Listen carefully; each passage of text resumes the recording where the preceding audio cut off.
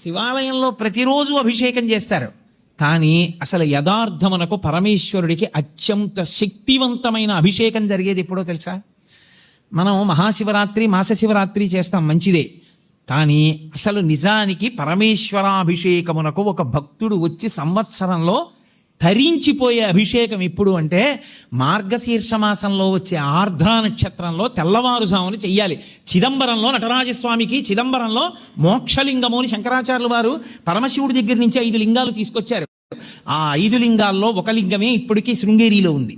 శృంగేరిలో ఉండి భోగలింగం అన్న పేరుతో అభిషేకం చేయబడుతోంది. కంచిలో ఉన్నది యోగలింగం, చిదంబరంలో ఉన్నది మోక్షలింగం. చిదంబరంలో ఉన్న మోక్షలింగానికి ఆర్ద్రాభిషేకము అని ప్రత్యేకం చేస్తారు. అసలు నిజానికి దానితో కలుపుకుంటూ ప్రతి శివాలయంలో మార్గశీర్ష మాస ఆర్ద్రా నక్షత్రం నాడు తెల్లవారుజామున 3-4 మధ్యలో చెయ్యాలి అభిషేకం. సమస్తతాపోపశాంతి దేని వలన కలుగుతుందంటే ఆర్ద్రాభిషేకము చేత కలుగుతుంది. శివాలయం ఉండడం ఒకెత్తు, శివాలయాన్ని వాడుకోవడం ఒకెత్తు.